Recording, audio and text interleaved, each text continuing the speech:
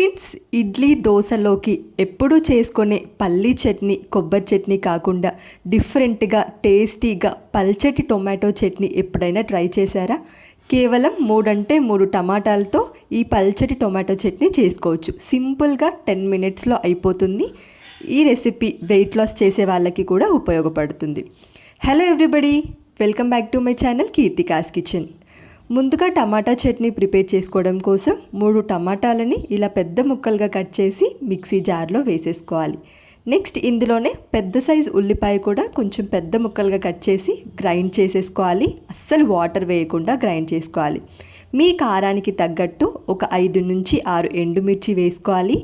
అదేవిధంగా చిన్న ఇంచ్ అల్లం ముక్క, ఒక 4-5 వెల్లుల్లి రెమ్మలు కూడా ఇందులోనే వేసేసుకొని 1/2 టేబుల్ స్పూన్ జీలకర్ర కూడా వేసేసి స్మూత్ పేస్ట్లా గ్రైండ్ చేసుకోవాలి. అస్సలు వాటర్ ఒక్క చుక్క వాటర్ కూడా పోయకుండా నేను ఇక్కడ చూపిస్తున్నాను చూడండి, కన్సిస్టెన్సీ ఈ విధంగా గ్రైండ్ చేసుకోవాలి.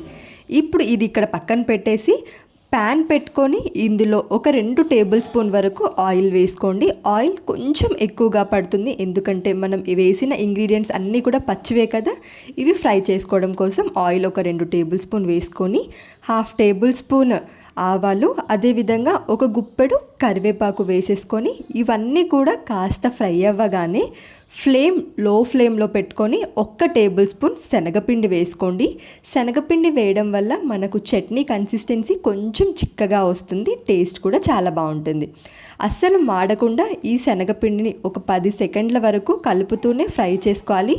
చూడండి, కొంచెం కలర్ చేంజ్ అవ్వగానే ఇందులో మనం ముందుగానే గ్రైండ్ చేసుకున్న టొమాటో ప్యూరీ కూడా వేసేసుకోవాలి. ఇప్పుడు ఈ టొమాటో ప్యూరీ కూడా ఆయిల్లో బాగా ఫ్రై చేసుకోవాలి. మనం వేసిన ఇంగ్రీడియంట్స్ అన్నీ కూడా పచ్చివే కాబట్టి పచ్చి వాసన పోయి దగ్గరగా ఉడికి ఆయిల్ పైకి తేలేంత వరకు ఉడికించుకోవాలి.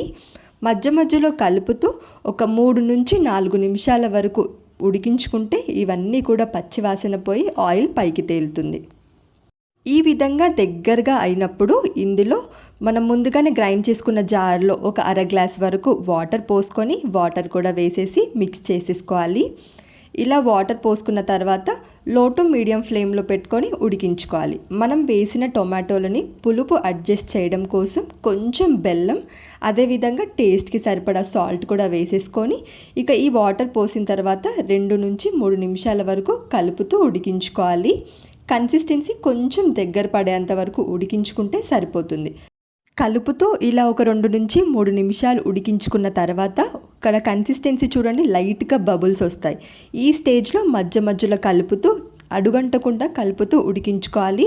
బబుల్స్ వచ్చిన తర్వాత ఇంకొక 2 నుంచి 3 నిమిషాల పాటు ఉడికించుకోవాలి. అలా అయితే కన్సిస్టెన్సీ కాస్త చిక్కబడుతుంది. ఇలా కలుపుతూ దగ్గరగా ఉడికించుకున్నామనుకోండి, మన టేస్టీ టొమాటో పల్చటి చట్నీ రెడీ అయిపోయినట్టే. ఇక ఇలా ప్రిపేర్ చేసుకున్న టొమాటో చట్నీ దోశలోకైనా ఇడ్లీలోకైనా చాలా బాగుంటుంది. ఇడ్లీలోకైతే కన్సిస్టెన్సీ కొంచెం పల్చగా ఉంచుకోండి, అదే దోశకైతే కొంచెం దగ్గరగా ఉడికించుకుంటే సరిపోతుంది.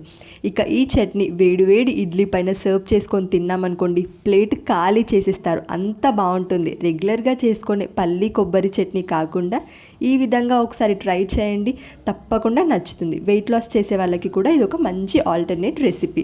మీరు తప్పకుండా ట్రై చేసి ఎలా వచ్చిందో కామెంట్ సెక్షన్లో పిన్ చేయండి. వీడియో నచ్చితే లైక్ చేసి ఛానల్ని సబ్స్క్రైబ్ చేయండి. Thank you for watching.